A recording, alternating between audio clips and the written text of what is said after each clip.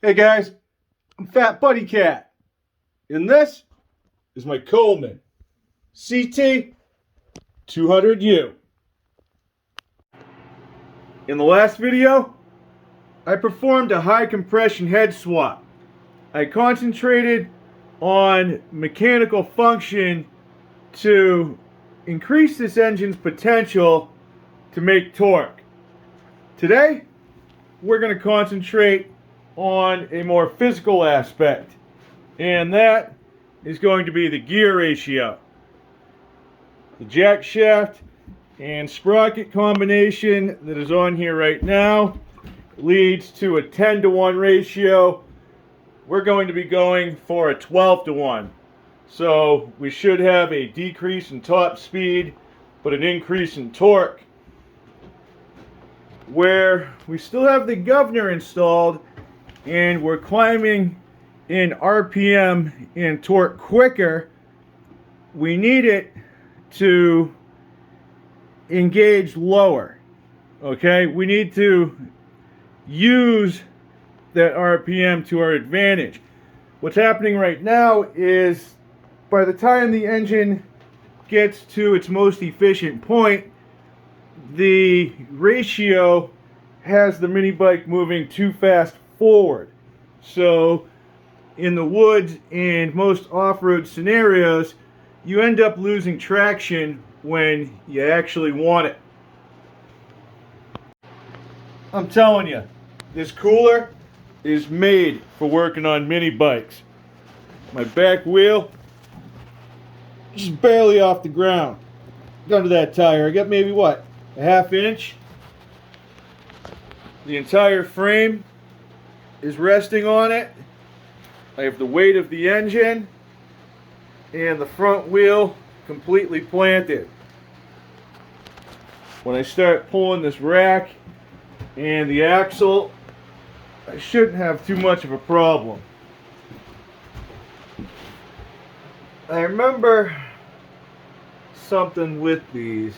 Oh yeah, it's got the drum brake. So it does have an anchor that we'll have to release in order to pull the wheel. I'll start there, and I'll also be disconnecting the rod itself. It's connected to the cable.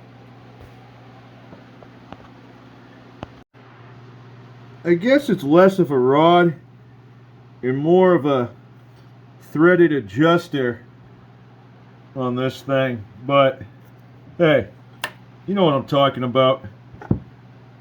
14 millimeter gets that off of there. I'm going to use my needle nose to work this pin out, and there's another nut back there. Be convenient if that was 14 too. Yep. No matter how careful you are, sometimes the pins will shear. That's okay, because it ended up being a 14 millimeter. I didn't have to get up off the ground, and we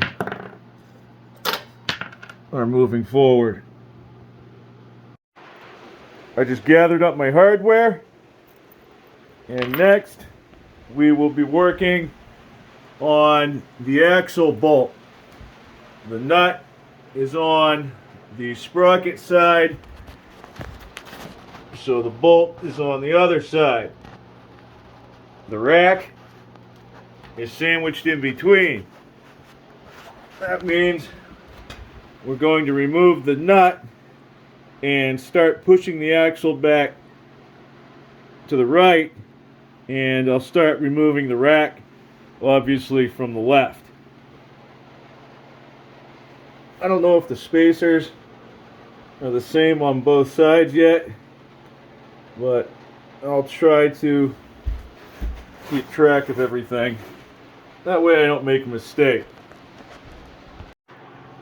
It's a 19 on the nut and a 17 over on the actual bolt itself. I think what I'm going to do is, there we go. I'll pull the rack to the side. I get my spacer and I'll put it right down there. When I start working the axle back and I get this spacer and washer, it looks like, I'll put those right there as well. That way I at least remember that they went on this side when I put it back together. You know what I'm saying? Okay. Get that axle adjuster too. I'm going to use my rubber mallet instead of my palm to hit the axle back. Don't worry about this rack. It's bolted up here behind the seat, so it can't fall down. It actually kind of helps you, I bet, when you're putting the axle back on. We'll find out. We're doing a lot of that. This is going to definitely take two hands. I'll get my legs on both sides like this. And, oh, yeah, I might be able to do it. If I hold it. Nah, I don't have that inner thigh strength. Oh no, not this guy. All right, yeah, I'm gonna have to two-hand this thing. Well, that was difficult. Right up till about there. Then everything just kind of flew out and went flying all over the floor. I don't even remember which one of these spacers went where, but I do have the ones from the other side. They should...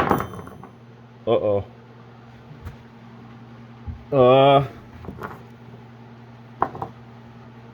I was gonna try to...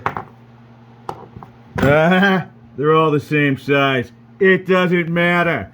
You just have to remember the order that it went, alright? So, on this side it was like bolt, spacer, tensioner, and then spacer. Then it goes through the brake. The only difference is that there is a washer that we added on that sprocket side. That's easy enough. Okay, so yeah, let's take a look at these brakes while we're here. These are the factory units.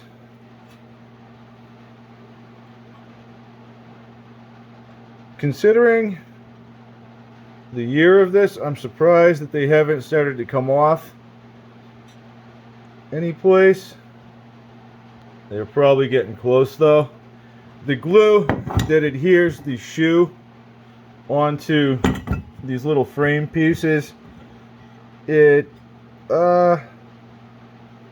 loses its integrity, all right? It breaks down over time, and humidity, dry, whatever, it releases. Sometimes you'll go to look at a used bike and the rear wheel will be jammed up, but everything will be working fine on the sprocket side. That's because those shoes come off of those frames, like I called them, and they get wedged in there in a way that it doesn't allow this hub to spin. So the wheel seems like it's locked. That's all it is. We're going to be upgrading those. So from there, we're going to take a look at the bearings. Oh, yeah. That one is definitely seized up. I thought this thing was spinning a little rougher than it should have. Not a problem. We just gotta punch those out. Let me get off the floor. The bearing over sprocket side, she's good and seized up too. So good that they were actually spinning on the axle, you know, instead of the race spinning against the ball bearings and the other race the way it's designed to. That outside race is going to be the one that is going to give us some guff. You could knock that inside one out and send the ball bearings flying with it, but still end up with that sucker seized in there on the actual rim. I'm going to be swapping the sprocket, so I'm going to get that out of there, and then I'm going to hit these with a copious amount of WD-40. We'll be reusing these nuts and bolts when we reinstall the new sprocket. They're just 10mm bolts and 1/2-inch nuts. I did not hold back. I hit both of these bearings last night and then I let them simmer. I came back early this morning and I whacked them again. There's some varying implements of persuasion that I'm going to be using. The first is probably going to be this ugly screwdriver. I'm going to try to get the bushing spacer, whatever you want to call it, off to the side somehow, and then I'm going to bang that down and see if it doesn't start moving one of the bearings. So I'll give it a few whacks from one side, check, see if I did any damage, and then if not, I'll flip it over and try the other one. If one of them gives, that's great, because if you can get one bearing out and get that spacer bushing out of there, then it makes the other one that much easier. With just this, and I'd say a solid 40 whacks with a heavy ball peen hammer, ta-da! The WD did a lot of that magic.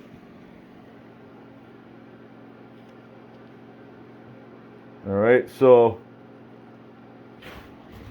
whatever rust and bull crap was in there definitely loosened up a little bit. It wasn't easy, but it wasn't that hard. You can see I didn't ming the end of that spacer up too bad. There's a few whacks on it, but we can clean that up. Now, the more difficult bearing is going to be a lot easier to ramrod out the other side. Put my 12mm axle up against it and smack that a few times. I was obviously able to apply more blunt force to this bearing, so it only took about 8 good knocks to drive it out. Again, I think that WD really did its thing. I'm going to clean these up a little bit, and then we'll take a look at a new set of bearings. Quick sandpapes on both of these bearing seats. I then lightly addressed the inside of the brake drum. A little bit of super clean.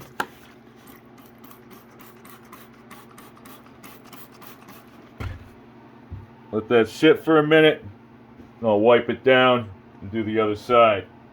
Clean the whole rim while you're there. Even when you're installing new bearings, it's good practice to pack them with grease yourself. I'm using a red number 2. I took the corner of my flat razor and gently pried the seals off. You get your grease in there, put your seals back on, and you're done. Do both sides. I just used a round file to clean up the ends of this spacer bushing thing where I was beating on it with that ugly screwdriver and a hammer. It doesn't have to be perfect. When you send the axle through, you have a little bit of space anyway, so that's going to be perfect. As long as it goes all the way through. If it didn't, then chances are you probably have a bent axle. I'm now going to grab some more sandpapes and clean that axle up. Might as well. Then we'll get those bearings in. Well, we'll get one of them in. And then the spacer and then the other bearing, actually. I'm inspecting the axle real quick.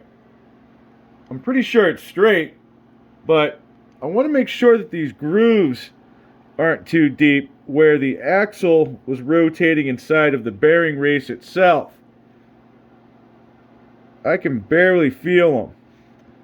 It almost looks like those bearings were spinning and then binding and then spinning and binding again, and they probably did that for quite a while.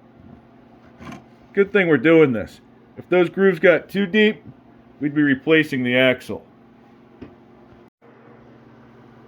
I take a little bit of that red grease and I put it in the seat where the bearing's going to go.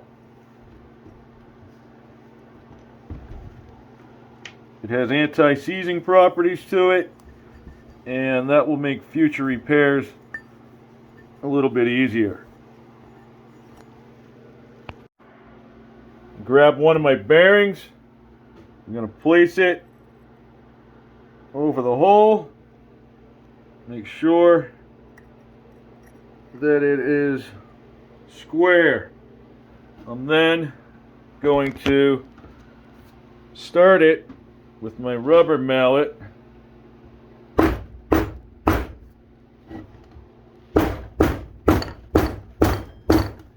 And then I'm going to set it with a piece of wood and a heavy hammer. Over to the other side, a little bit of grease. That'll do. I'm going to drop the spacer in. Spread those rubber grommet things out. Alright. See you later, pal. And now the other bearing.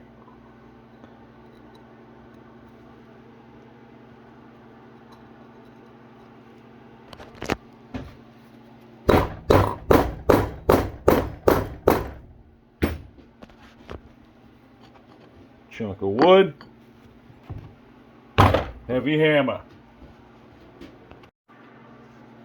The reason I used a chunk of wood is because not everybody has the sockets that might line up. I don't even remember what size this is. It could vary depending on whether it's an impact, a 3/4, a 3/8 drive, whatever it is. But if you do use one, you want to make sure that it only contacts the outside race. I like to wrap mine with some painter's tape just for a little added protection, but that's the name of that game. I'm going to be using the aluminum version of the 62 sprocket, but OMB Warehouse also has this in steel. You just line up the holes Press down. Maybe give it a couple bumps with your rubber mallet. And then reuse the factory hardware.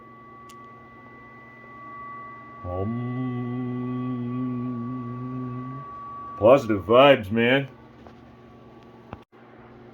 I had to use a pair of pliers to hold the nuts that are underneath the sprocket. The chances of a guy like me getting my sausage fingers back there are slim to none.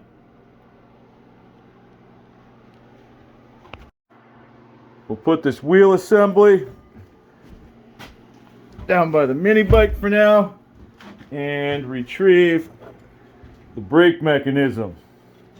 Daddy is gonna need a new pair of shoes to go dancing. These aren't gonna be cutting it up too much longer. I thought this was gonna be an upgrade, but I'm already starting to have some doubts here. I have a factory replacement from my friends at OMBWarehouse.com, and these things are looking fresh to death. Same springs, same frames, just about.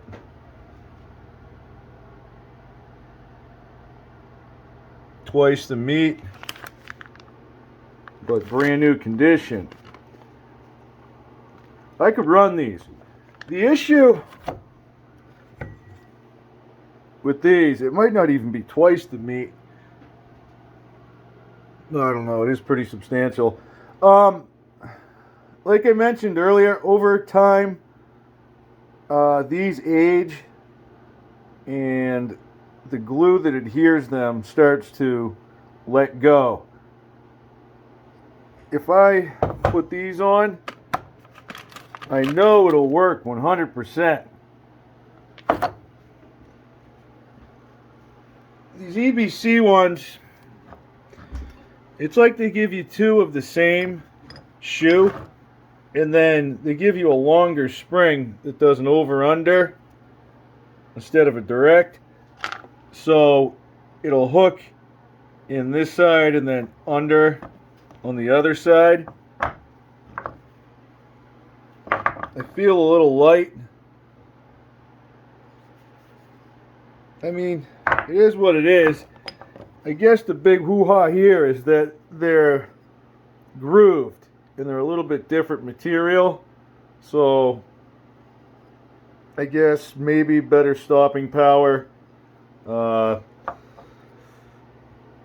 They might do better getting wet where they could pass fluid through those grooves instead of just on the face of the shoe.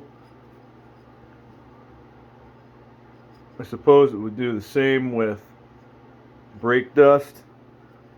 It would allow it to fall down the sides. Hey, I don't know, it's worth a shot. I'm gonna get the springs on them and see if I can't get these ones off. Whoa! Yeah, it's like a bear trap. Didn't expect that. All right, I made it out. Let me rig these up. All right, now I just wrestled these on here, and I'll tell you what, I don't want to get my fingers caught in that action again. These springs are seriously tight. There's no other way to put them on, so that's got to be right. If not, yeah, we know what works. I'll put this over here where it can't be activated. I'll grab my axle and we will make a rear wheel shish kebab. I'm getting my hardware ready, and I'm going to go ahead and replace these adjusters. These things do wear out. I have the rest of the bearings and such for this mini bike. All factory replacement stuff, guys. As well as a brand new set of those adjusters. So we'll get those on now. Keep those for later. That groovy claptrap's going to be the first thing that goes on. And then it's going to go axle, rack, spacer, adjuster, frame, spacer. Yep, right through there. Out the other side. Spacer, washer, frame, adjuster, spacer, rack, and then the nut. I have a couple shims that I'm going to slide underneath my tire and see if it helps me out at all. So far, shimming this back wheel up has made a world of difference. I'm pretty much straight through. I'm just barely catching this bearing now on this side. So I'll get back to it and I should be able to do a little something like that and push with my hand or give it a few bumps with the rubber mallet. This thing's really coming in handy today. This would be foolish to do it any other way. I'd be lying if I said this wasn't my first time doing it, and that's probably why I'm so impressed with myself right now. But I'm going to take that W. Yeah. Alright. The nut is on. I just got to get my brake stuff done. And then I can... Well, we're going to snug the axle up for now. Because we're also going to need a chain. And these are adjustable after all. I have my brake adjuster set to where it just starts to get difficult to turn by hand. Once I get my considerable bulk up on the mini bike, I can roll it back and forth and then squeeze the lever. At that point, I'll know if I have to go tighter or back it off. I didn't have the right size pin, so I just used a finish nail for this anchor bolt. I snipped it off so it wasn't hanging down and catching this rubber boot. You put a nice easy bend in those things, you'd be surprised how long they last. Now that I have a rear sprocket on the mini bike again, I could install the new chain. I'm going to take it a step further though. We're going to add a torque converter no matter what.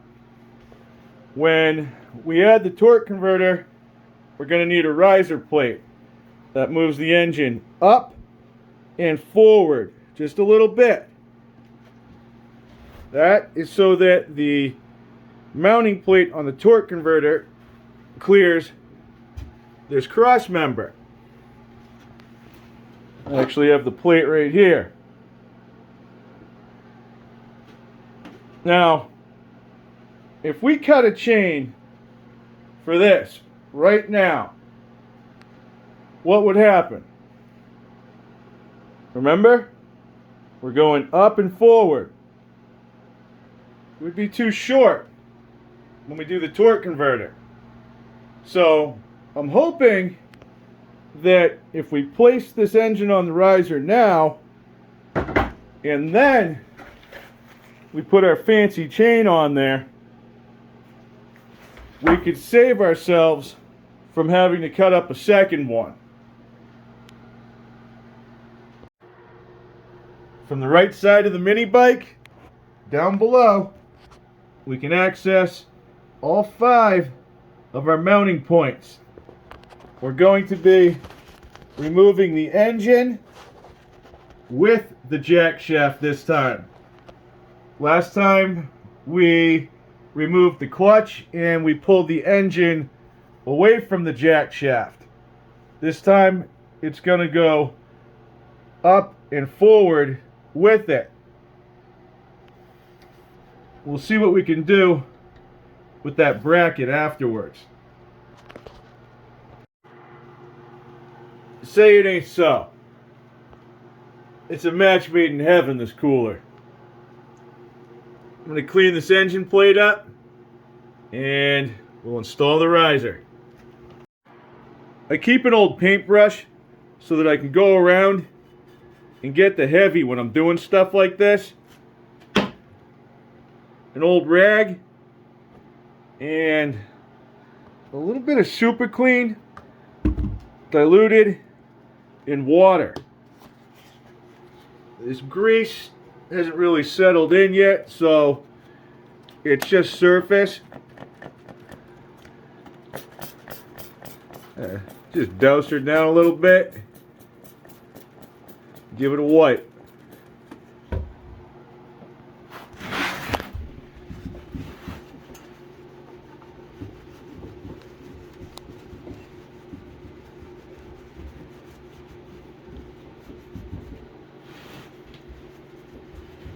There. Good as new. This new riser comes with a total of 8 bolts. The 4 long ones are for the top riv nuts.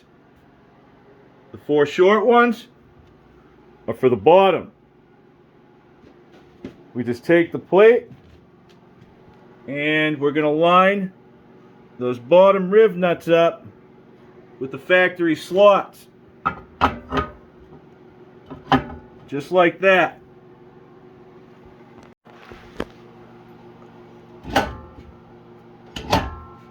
How awesome is that? I have one of my bolts out. I have plenty of threads. I'm going to go ahead and add a lock washer to each one of these. I just took my engine off my cooler and I placed it directly on top of the riser. I'll line the holes up and then I'll attach it with the 4 long bolts. These 4 bolts don't have any adjustment like the ones that attach the riser to the plate. Once the engine is attached to the riser, that's it. So I just tighten them right up, 1/2 inch. We'll tighten the ones on the bottom after we figure out the chain. We still have one more thing to do from this side though. That jack shaft has a tab on it. That tab was mounted to this one on the frame. Instead of just leaving that out, I'm going to try to find a piece of metal that's long enough. I'll drill a couple holes through it and we'll add a couple bolts. That way we have a brace so it's holding just like factory. Boy, did I luck out. I had this random bracket that I had cut for something else and the holes are going to line up perfectly.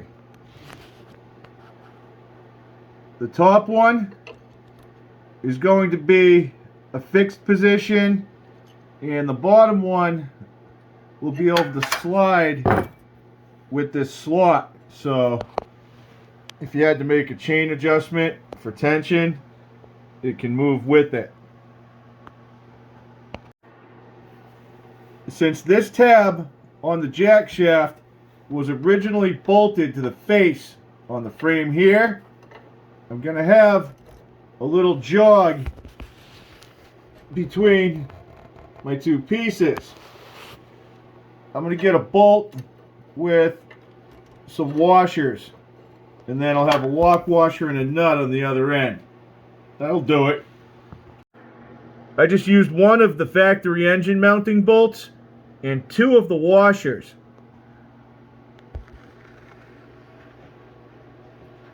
See if I can get you in focus. There it is. That worked out absolutely perfect. I moved the heads of the bolts to the other side. That way we have a more finished look too. Over here it's not going to matter anyway. Here's the part that matters. It is fully adjustable with the position of the engine. So once we get the chain on and we find our length, we'll be able to slide this backwards and forward and then set that at the end once we tighten everything down.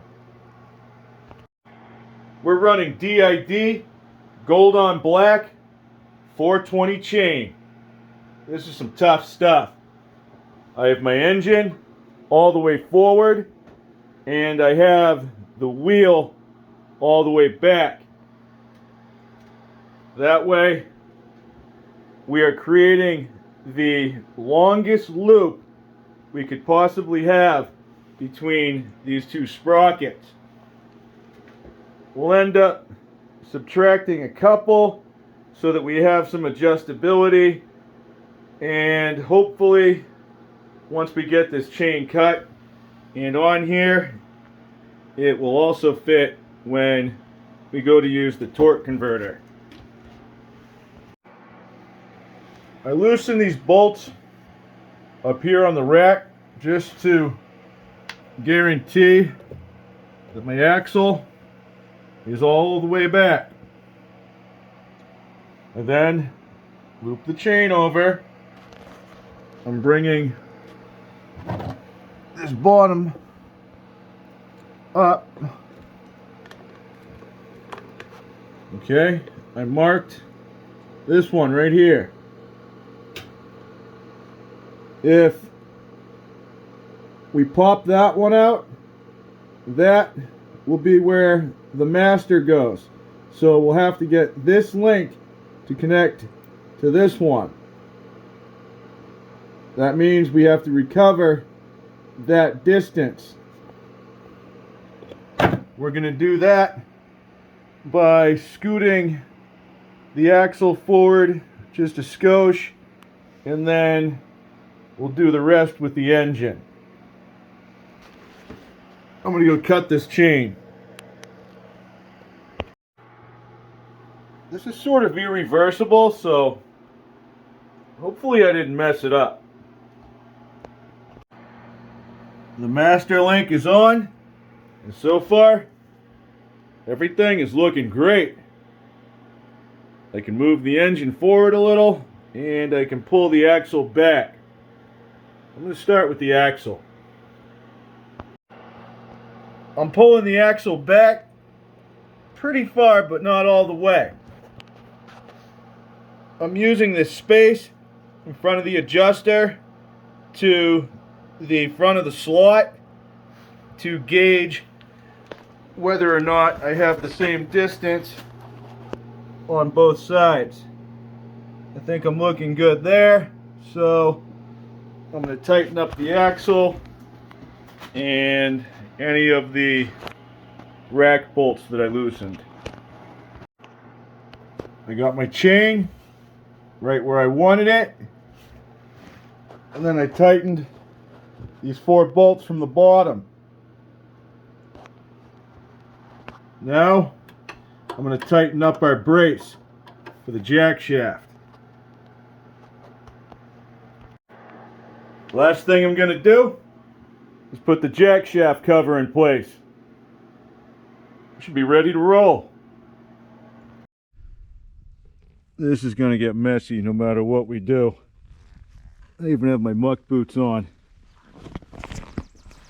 It's been raining for a couple days. It just rained, but we have a brake, so let's test it out. What we do have going in our favor is we went from a 10-to-1 ratio to a 12-to-1.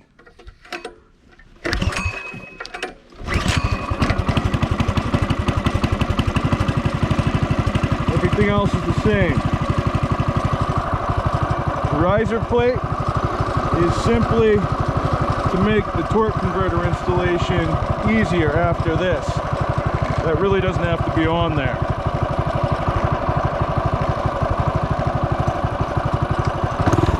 Our big tuna is that we went from that 50-tooth factory rear sprocket to a 60-tooth, plus a better chain.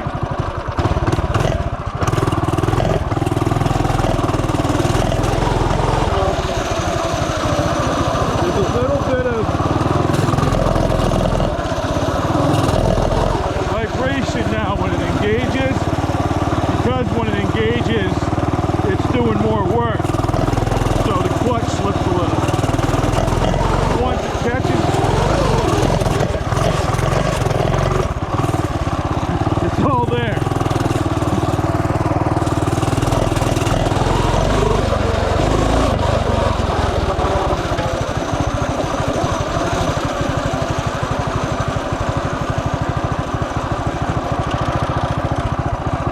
Why not?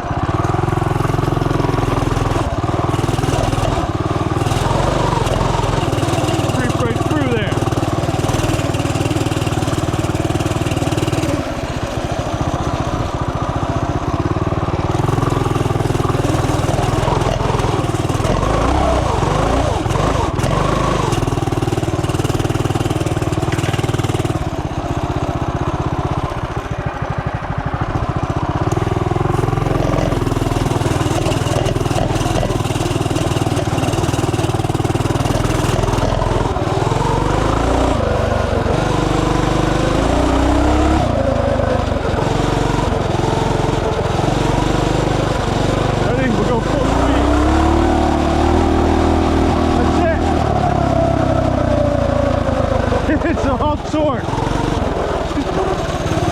Slippery out here though.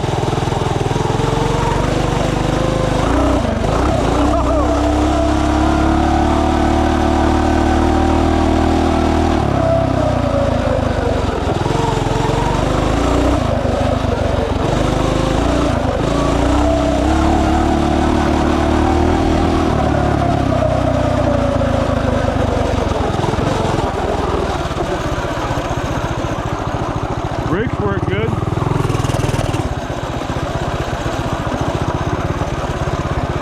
Alright, we'll come to a stop and we'll go up this hill.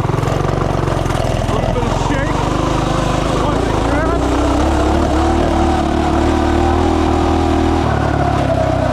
we're going.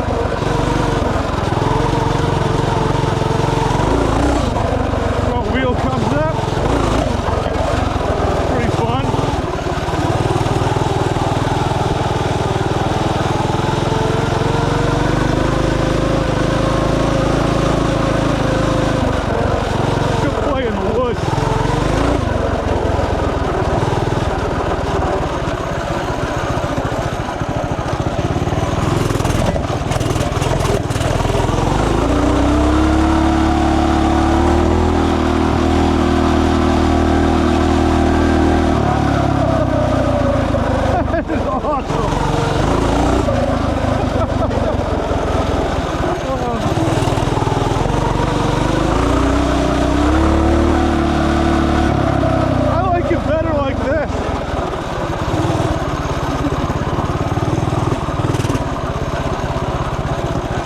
Okay, make sure you guys can see.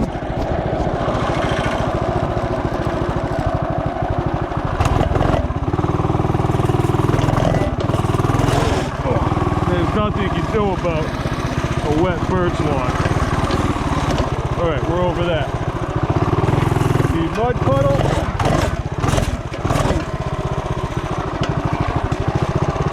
Oh, we're already in it.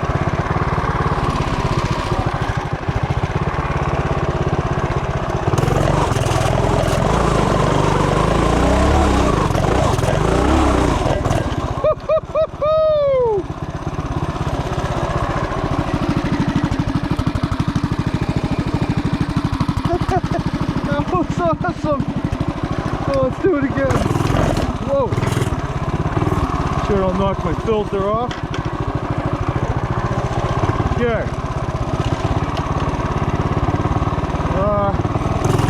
Go this way.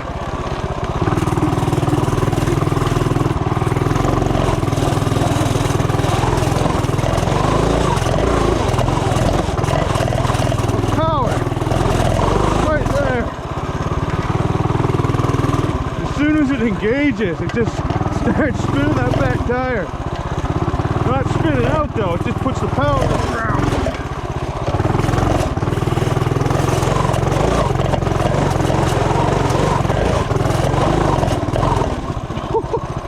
That's with the jack shaft, man. That ain't even a torque converter.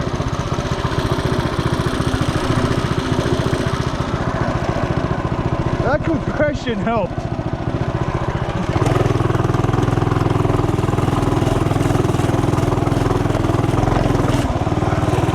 Slow stuff.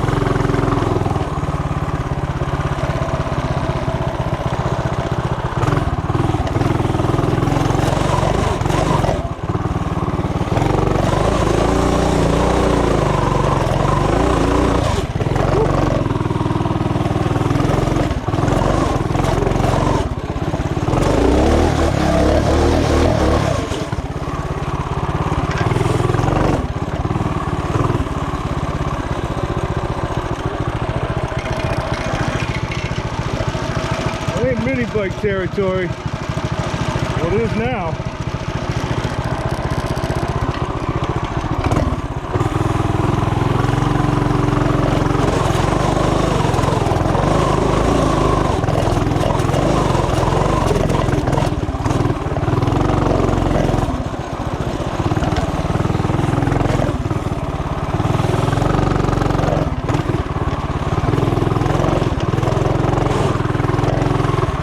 Trying to roll slow, see if I can get traction.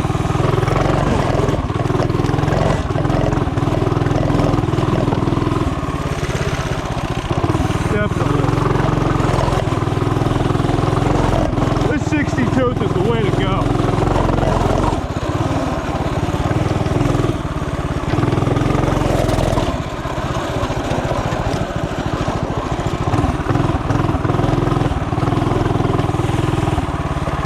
That's what we were crawling over.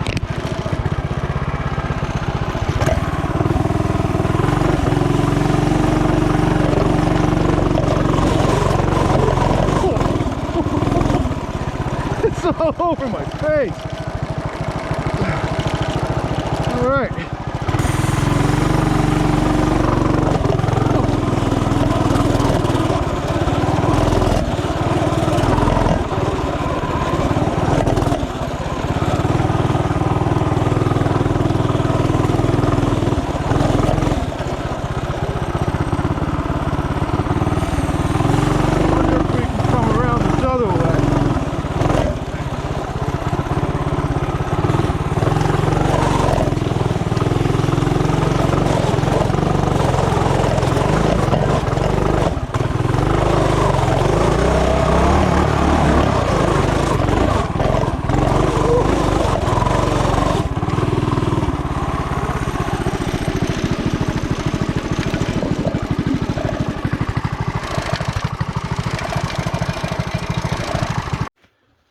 we're definitely headed in the right direction with this mini bike. That new ratio was awesome. But it can do a little bit better. It can also smooth out a whole lot if we swap that jack shaft for a torque converter. Have a good night, guys. Thanks for watching, and I'll catch you on the next one.